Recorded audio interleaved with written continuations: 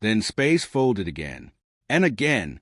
Multiple jump points opened in simultaneous, coordinated formation. Not scattered, not random, but geometrically precise, the kind of precision that speaks of planning, of someone who had looked at a battlefield and calculated exactly where to arrive for maximum effect. Large shapes emerged against the dying red star's light. Admiral Carell stared at his sensors. He had spent 40 years studying warship configurations, their silhouettes, their engine signatures, their shield harmonics. He did not recognize these. They were dark gray, almost black, built with a philosophy entirely different from anything in the Galactic Fleet registers. Heavy composite armor plating across every surface. Long weapon arrays that ran the full length of their hulls like the ribbing of some enormous creature. Engines that burned with a steady, controlled blue flame, not the aggressive flare of warships pushing to attack speed, but the calm, measured burn of vessels moving exactly as fast as they intended to move, no faster, no slower. They didn't rush. That was the first thing Carell noticed, and it unsettled him more than aggression would have. They simply positioned.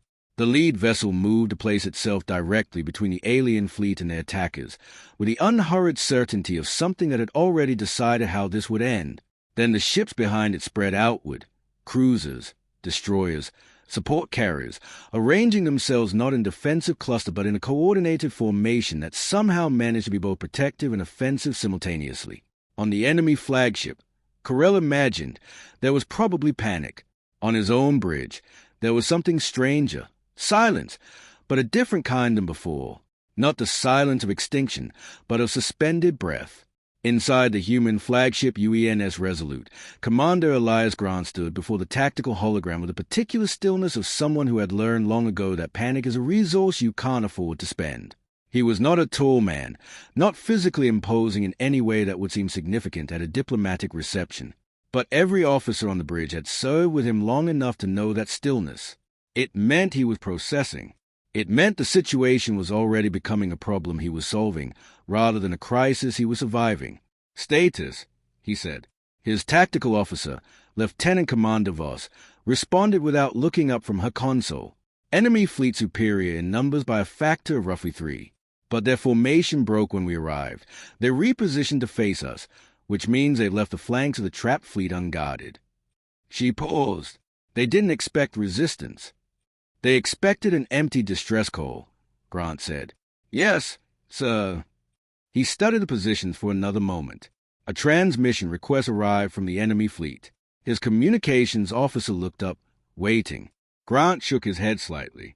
He opened a wide broadcast channel instead, one that would reach every ship in the system, including the damaged alien vessels behind the enemy line. When he spoke, his voice carried no theatrical weight. It was simply clear, and calm, and absolute. This is a united Earth fleet. He let one beat of silence follow. "You are targeting protected group. Stand down." The response came quickly. The enemy commander, his voice carrying particular edge of someone who is confident in their legal position. "They are abandoned. No treaty protects them. This is lawful engagement under Galactic Council jurisdiction." Grant's expression didn't change. "They are not abandoned anymore." The words fell into the communication channel and seemed to keep falling, past the moment he spoke them, past the silence that followed, down into something that felt almost like the shape of the future shifting. Across the Resolute, weapon systems powered up, not with fanfare, not with a dramatic charge-up sound some species built into their technology to intimidate, just a quiet, professional activation. Rail cannon indicators went green. Missile bay doors opened. Energy arrays along the Titan-class warship's hulls began a faint, steady glow, like something waking up and stretching, unhurried, certain of its own strength. For several long seconds, nothing happened. The red star pulsed behind them. A radiation wave rolled through the system, shaking damaged ships, making their hull plates flex. Everyone waited. It was the enemy who broke first, but not their commander. It was a single captain, somewhere in the outer ring of the formation, who made an independent decision that would change everything. Perhaps they were afraid. Perhaps they were reckless. Perhaps they simply could not tolerate the silence and the waiting and the terrible patience of those dark gray warships that refused to flinch. A single beam weapon fired. Bright, sharp, crossing the distance in a fraction of a second and striking the leading human cruiser broadside. On the Cerethian dawn, Admiral Carell's hands tightened. That's it, he thought. War. The beam hit the human cruiser's shields and dissolved. Not scattered, not partially absorbed, dissolved. The shields didn't flicker, didn't ripple, didn't register the hit as anything worth registering. The energy simply ceased to exist against them, swallowed by a barrier that had apparently decided one enemy cannon was insufficient to require response. The enemy fleet seemed to process this for exactly 1 second. Commander Grant's voice, when it came, held the same calm it always did. Return fire. What followed was not a battle cry.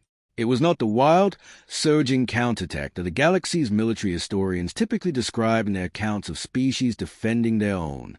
It was something colder and more frightening than that. It was precision.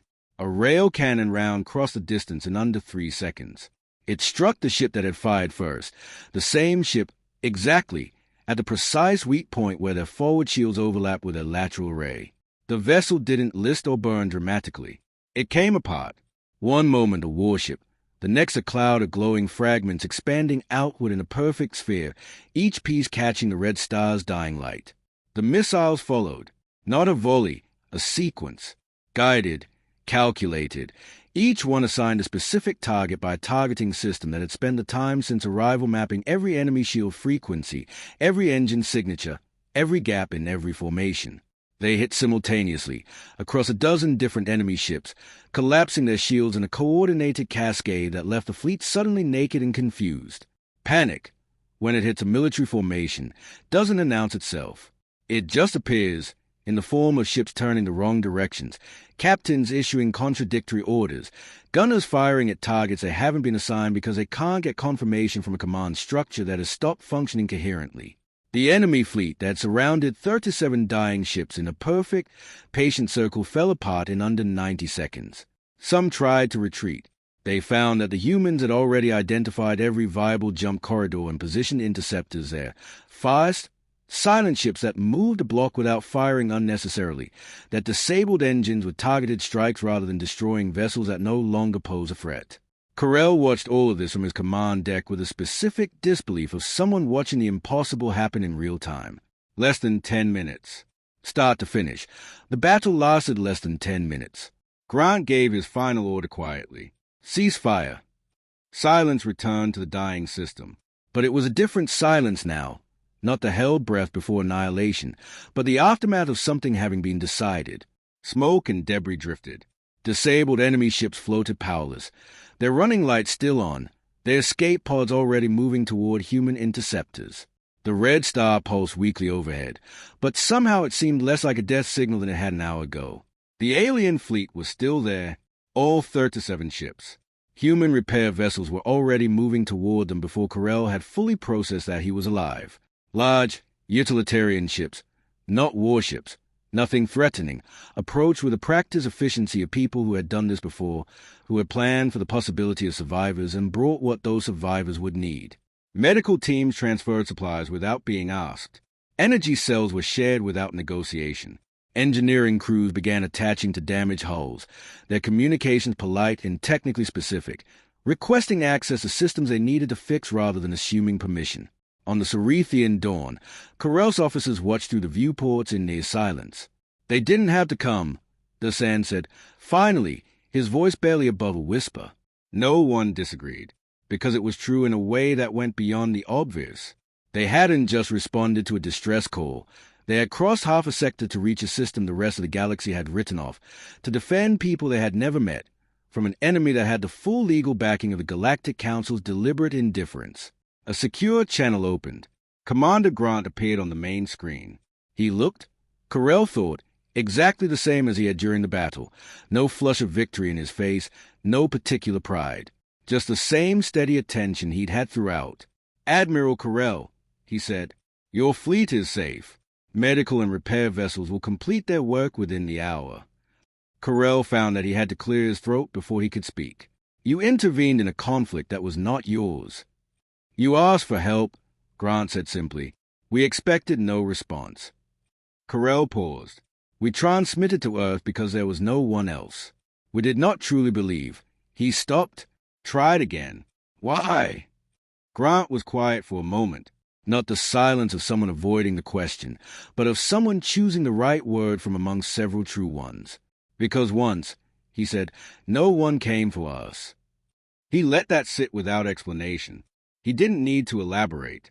Every species in the galaxy knew some portion of humanity's early history, the century of internal wars, the generation of isolation before their first contact, the period when they had sent their own signals into the void and received only silence. They had not been abandoned by the galaxy. They had simply been unknown to it. But they had felt what it was to call out and hear nothing come back. Apparently, they had not forgotten. The connection closed. Carell stood in the quiet of his bridge for a long moment, and then he did something his officers had not seen him do in years. He sat down, not from exhaustion, though he was exhausted, but because something in him needed a moment to simply absorb the fact that they were alive. The news moved faster than any jump drive, from system to system, through diplomatic channels and merchant networks and the informal web of communication that connects all intelligent species whether they admit it or not. The story traveled. A human fleet, responding to a signal from forgotten system. An enemy formation broken in under 10 minutes. Repair ships and medical supplies, given freely, without condition. The Galactic Council convened an emergency session. Messages arrived from every major empire, cautious, uncertain, recalibrating messages from powers that had arranged their entire understanding of humanity around the comfortable assumption that humanity was manageable. Unpredictable, yes. Capable of violence, yes, but ultimately constrained by the same calculations of cost and benefit that governed everyone else. They had missed something fundamental. Admiral Carell addressed the surviving officers with a particular weight of someone who has witnessed something they will spend the rest of their life trying to articulate. The galaxy judged them before knowing them, he said.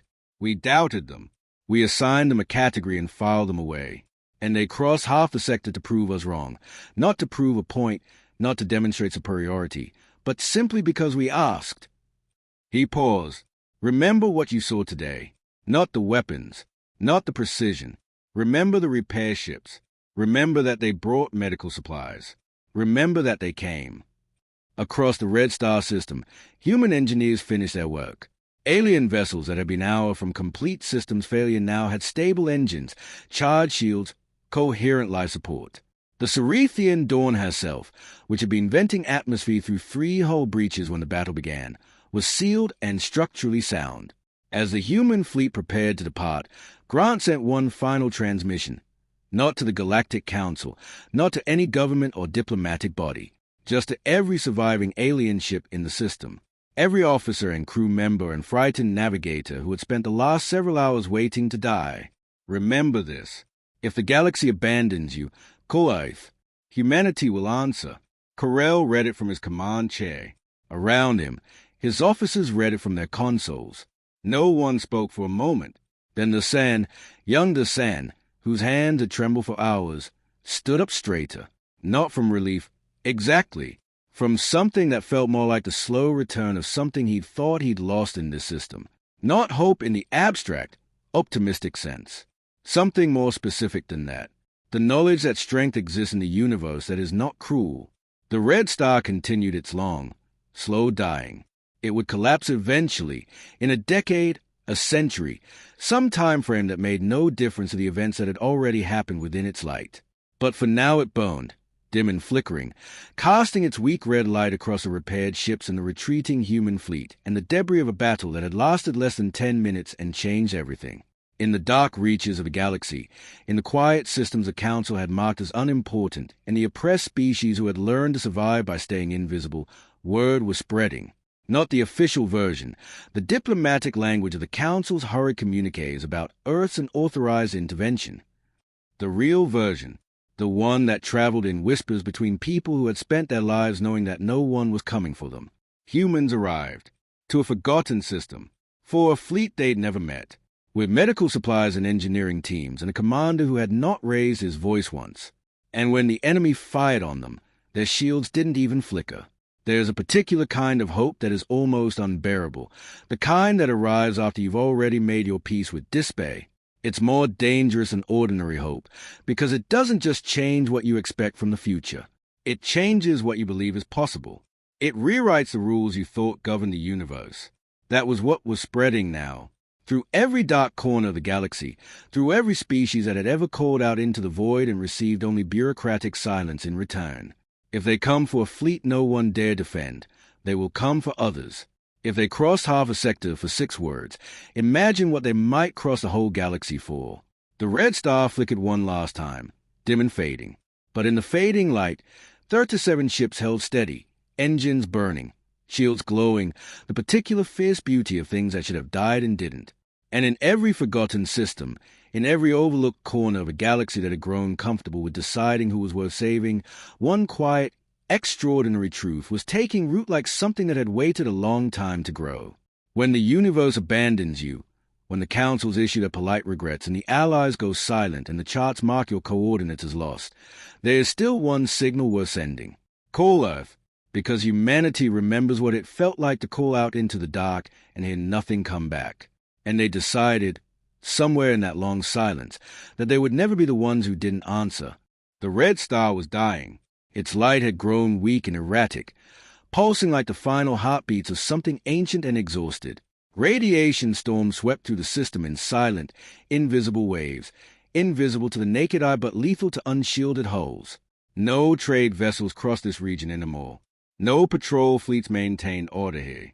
The Galactic Council had drawn a quiet line around this system on every navigational chart, and in the margin beside it, in the cold language of bureaucratic finality, they had written 2 words, Sector Lost.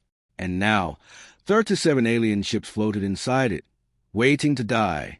Most of the fleet was damaged beyond easy repair. Engines flickered in and out of stability. Shield generators strained against the radiation, their energy barriers barely coherent. Coolant lines had ruptured on 14 vessels. 3 ships had lost life support on their lower decks, their crews crowded into the upper sections like refugees in their own corridors. Around them, in a formation of terrible patience, enemy warships had arranged themselves into a perfect circle, cold, precise, and unhurried. They had no reason to rush. There was nowhere for their prey to go.